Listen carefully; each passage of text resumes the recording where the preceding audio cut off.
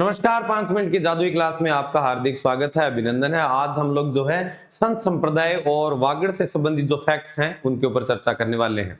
हमारा जो आज का जो टॉपिक रहेगा वो रहेगा वागड़ की मीरा किसे कहा जाता है। आप सभी को पता है कि वागड़ की जो मीरा है, वागड़ की मीरा कहा जाता है गौरी बाई को। किसको कहा जाता है? गौरी बाई को वागड़ की मीरा कहा जाता है। और जो मीरा बाई है उनको राजस्थान की राधा कहा जाता है। राजस्थान की राधा मीराबाई को कहा जाता है। और मीराबाई के बचपन का नाम क्या है? पेमल इनके बचपन का क्या था? नाम था। राणाबाई जो है उनको राजस्थान की दूसरी मीरा कहते हैं। राजस्थान की दूसरी मीरा कहा जाता है। और इनका जो गांव है वो था हरनावा। और हरनावा जो गांव है, हरनावा कहां पड़ता है? नागौर के अंदर पड़ता है। गौरी देवी का जो कार्य क्षेत्र है वो कौन सा था? डूंगरपुर। कौन सा है? डूंगरपुर इनका कार्य क्षेत्र था। और डूंगरपुर के अंदर गौरी बाई का मंदिर भी बना है जिनको वागड़ की मीरा कहते हैं। और भूरी बाई का जो संबंध है वो मेवाड़ क्षेत्र से है। ठीक है, किस क्षेत्र से है? मेवाड़ क्षेत्र से इनका संबंध है। और इनका पूरा नाम जो है वो नाम है भूरी बाई, अलग के नाम से इनको जाना जाता है। आपको पता होगा कि एग्जाम के अंदर वागड़ से संबंधित 3 या 4 जो फैक्ट है डूंगरपुर बांसवाड़ा के, कोई भी एग्जाम दोगे आपको ये 4 बातें हर एग्जाम के अंदर मिलेगी। वही 4 बातें आपको मैं अभी बताने वाला हूं। कौन कौन सी वो जो बातें हैं मुख्य है वो आप यहां पे ध्यान में रख लेना। एक बात तो है कि वागड़ का गांधी किसको कहा जाता है? वागड़ का गांधी किसको कहा जाता है? तो वागड़ का गांधी कहते हैं किसको? भोगीलाल पांड्या को। पेपर में 100% ही मिलता है हर एग्जाम के अंदर। ठीक है, भोगीलाल पांड्या। इसके अलावा आप ध्यान में रख लेना कि वागड़ का कुंभ या वागड़ का पुष्कर किसको कहा जाता है? तो वो कहा जाता है बेणेश्वर धाम को।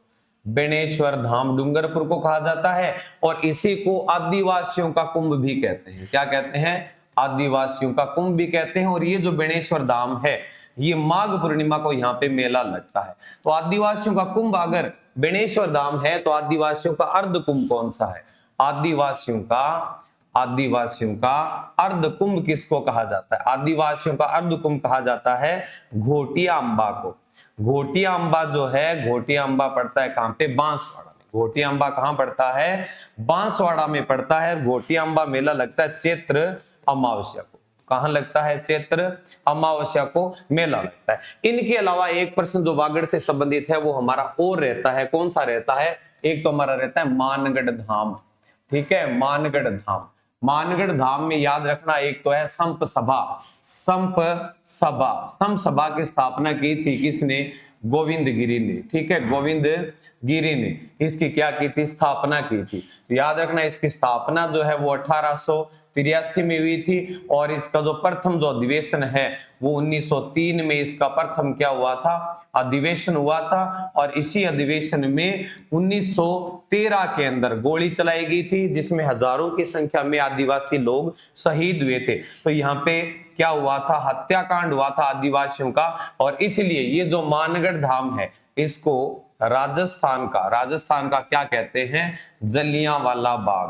राजस्थान का जलियांवाला बाग भी इसको क्या कहा जाता है। ठीक है, ये चीज भी परीक्षा में मुख्य रूप से कोई भी एग्जाम देना, हर एग्जाम में आपको ये चीजें जरूर मिलेगी, 100% ही मिलेगी। ठीक है, अब इसके बाद में एक बात आपको मैं और बता देता हूं कि यहाँ के जो प्रसिद्ध संत है वो थे संत मावजी।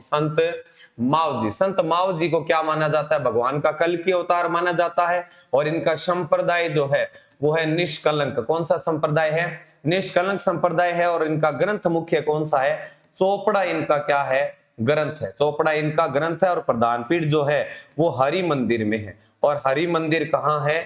तो हरि मंदिर साबला में है। और साबला कहां पड़ता है? डूंगरपुर में पड़ता है। कहां पड़ता है? डूंगरपुर में पड़ता है। ये हमारे डूंगरपुर बांसवाड़ा में आने वाले प्रश्न जो है वो कंप्लीट हो गए। डूंगरपुर बांसवाड़ा में कोई भी परीक्षा के अंदर इनके अलावा कुछ भी नहीं पूछा जाता है। Thank you.